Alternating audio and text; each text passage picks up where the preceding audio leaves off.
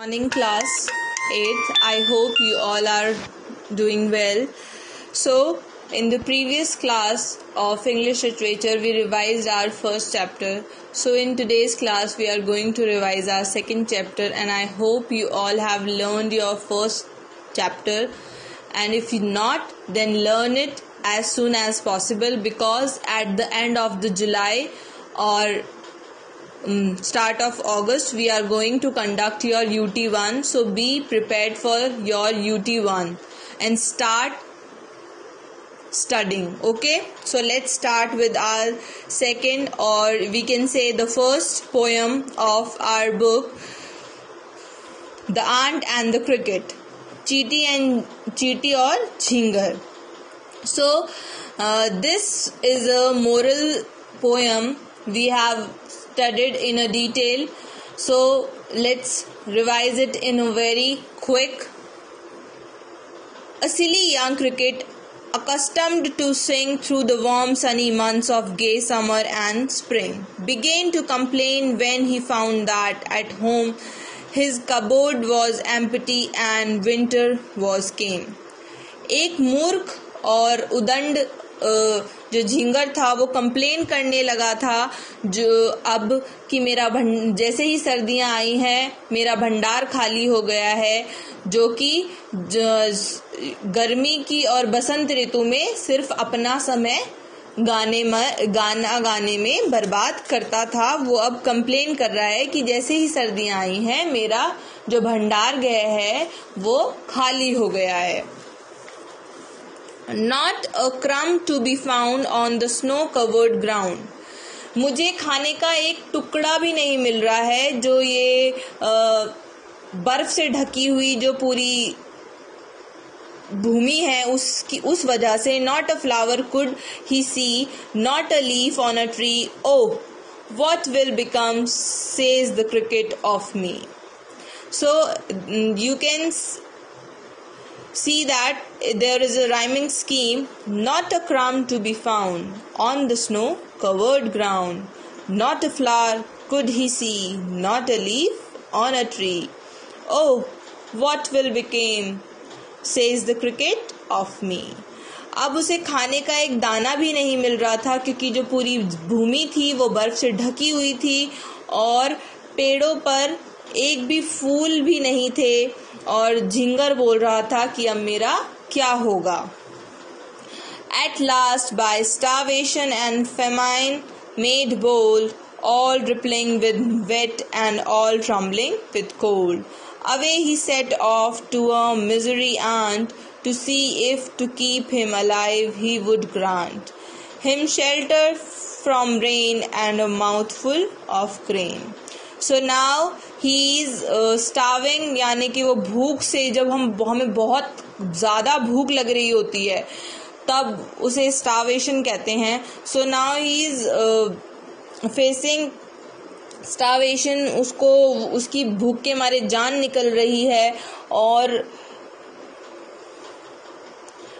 वह ठंड में कांपता हुआ एक कंजूस चींटी के पास जाता है. एंड ही स्टार्ट रिक्वेस्टिंग हर, और वह आशा करता है कि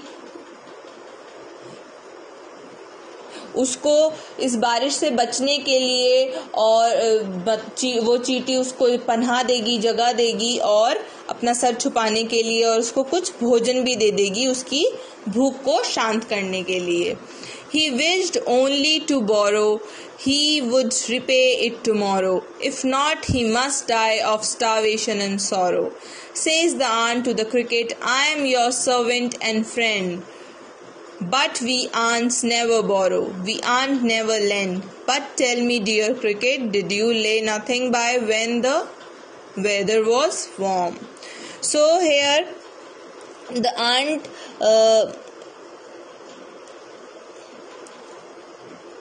says to cricket that we aren't never borrow or never lend. ना ही हम लेन देन में विश्वास ही नहीं रखते हैं. ठीक है. He wished only to borrow, उसे केवल उधार लेने की इच्छा, मैं सिर्फ तुमसे उधार लेना चाहता हूँ और he would repay it tomorrow, और मैं तुम्हें शीघ्र ही उसे लौटा दूंगा आने वाले समय में. If not, he must die of starvation and sorrow. यदि उसे भोजन नहीं मिला तो वो भूख के कारण मर जाएगा. Says the ant to the cricket. चींटी ने झिंगर से कहा इसके आंसर में, I am your servant and friend. मैं तुम्हारी सेवक और मित्र दोनों हूँ. But we ant never borrow. लेकिन हम चींटियाँ ना ही लेती हैं और ना ही we ant never lend, ना ही हम देती हैं. But tell me dear cricket. लेकिन तुम मुझे ये बताओ प्रिय क्रिकेट, मतलब प्रिय Jhingar, Did you lay nothing when the weather was warm? क्या तुमने कुछ भी नहीं बचा के रखा जब मौसम गर्म हुआ करते थे? Quoth the cricket, not I. My heart was light that I sang day and night. For all nature looked gay. You sang, sir, you say. Go then, says the ant, and dance the winter away. So now the ant says that the cricket replied to ant that he was so happy and careless that he kept singing all the time in warm days, and now he has nothing to eat. So basically झिंगर ने अपना जो सारा समय था वो इतना गाना गाने में रात दिन और इतना ज़्यादा केयर फ्री हो जाने में बिता दिया था, और क्योंकि उसको पूरी प्रकृति बहुत प्रसन्न लग रही थी, तो इसके उत्तर में चींटी उसको आंसर देती है कि अगर तुम गाते ही रहे तो अब तुम जाओ और सर्दियों में भी और नाचते हुए अपनी सर्दियां बिताओ. पहले तुमने पूरा सीजन गाने में कर दिया, अब तुम अपना सर्दियां नाच के बिताओ.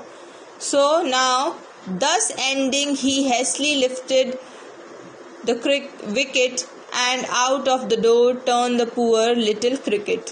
Fox called this a fable. I warrant it true. Some crickets have 4 legs and some have 2.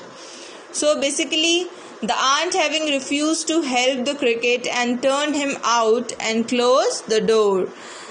So basically जो ये सब बात कहने के बाद क्रिकेट जो चींटी थी उसने बहुत ही शीघ्रता से अपना छोटा सा दरवाजा बंद कर लिया और झिंगर को घर से बाहर निकाल दिया.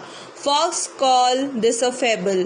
लोग इसे कहानी कहते हैं, but I warrant it true. लेकिन मैं आपको बताती हूँ कि ये एक सत्य है. Some crickets have 4 legs. कुछ झिंगर के 4 पैर होते हैं. And some have 2. लेकिन कुछ के सिर्फ 2 ही. सो हम इस मोरल ऑफ द स्टोरी क्या है कि we should not be careless, that we don't save anything for our bad time.